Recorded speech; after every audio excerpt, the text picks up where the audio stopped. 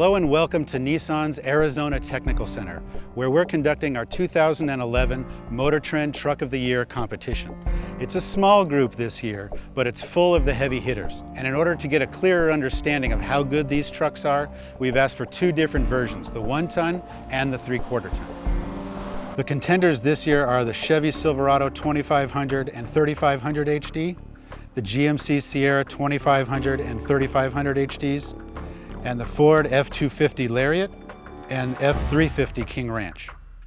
The contenders are judged in 6 key criteria: advancement in design, engineering excellence, efficiency, safety, value, and performance of intended function.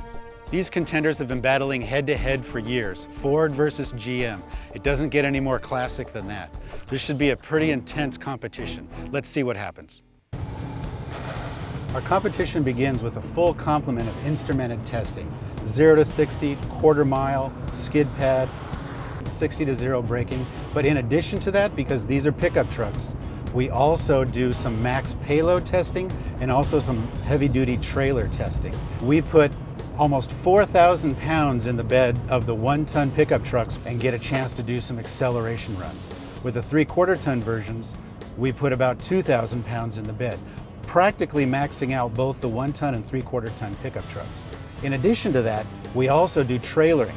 We put 12,000 pounds on the back end of the 1-tons and 7,000 pounds on the back end of the 3/4 tons. And then we also do the acceleration test to get a sense on how well these trucks like to work. The winner is going to have to be able to pull heavy payloads and big trailers better than the competition. Once we get our performance data, each judge is turned loose with all the vehicles on the proving grounds here at Nissan's Arizona Technical Center. There's basically 3 different areas that they get a chance to drive on. First, the high-speed oval, simulating merging onto freeways and higher mile-per-hour speeds. Also, the ride and comfort loop, which simulates different types of road surfaces all over the country. This gives us a chance to see how much noise intrusion and how much tire noise is created depending on how good or bad the road surfaces are. The third is our marketability loop. This basically simulates high and low speed turns, elevation changes, gives us a real chance to figure out how well this vehicle works as an entire unit, how well the chassis works with the engine, the transmission with the engine, and how much noise there might be depending on how aggressive or tame the roads are that we're driving. All right, we've got all our test data. Everybody's had a chance to drive every truck on all these different terrains. Now it's time for the deliberation. Let's see how it goes. When it comes to the Silverado HD line, one of the things I really like is that it's a very understated truck. It just does what it does, it works hard, and it's a very honest truck in that way. Inside and out, the styling is not gonna blind anyone with how ostentatious it is. It's very low-key, very clean, very good looking. Overall, I was very impressed with this truck. Everything about the driving dynamics of the Chevrolet was just really good. Yeah, you do feel some of the bumps, but they absorbed them well, and the steering response was fantastic. The transmission is virtually seamless, which is something surprising in a truck, especially an HD truck with a diesel. I thought they put together a good package. I keep going back and forth about the F-250 Super Duty specifically. The engine makes a wonderful noise. I love getting into the throttle. The tap-up, tap-down transmission is a lot of fun to play with. But still just let me down a little bit. It didn't quite feel as powerful as it was sounding. I mean, these are heavy-duty trucks. They've got to really bear themselves out, loaded and unloaded. We looked at some of the empirical numbers, and they're just not panning out the way that they probably should. I think I was expecting a lot from that 6.2 in the F-250, and it ended up maybe letting me down a little bit. First hopped in the Ford King Ranch. I was just like, wow, this is 800 pound-feet. It feels incredible. I just was blown away at how fast it was. You really feel it, but it doesn't translate to the test numbers.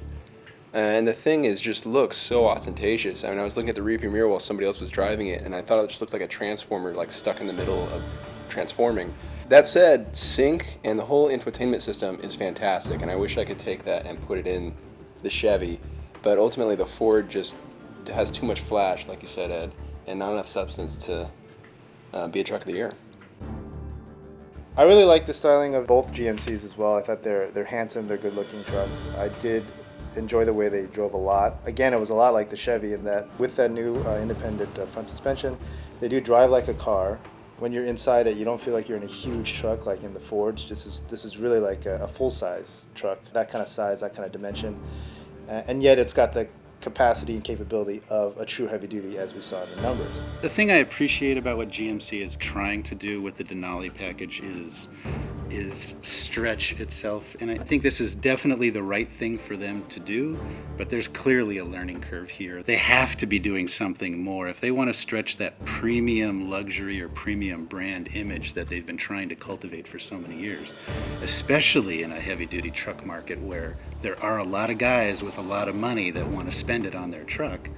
This is the place where it should be most obvious for them to do that. So this package, the Denali package, because it has a great brand cachet to it, left me wanting. But I'm expecting and hoping that GMC is going to do something more down the road. All right, so we have some very interesting results here. It was either unanimous decision or very close, depending on how you look at it.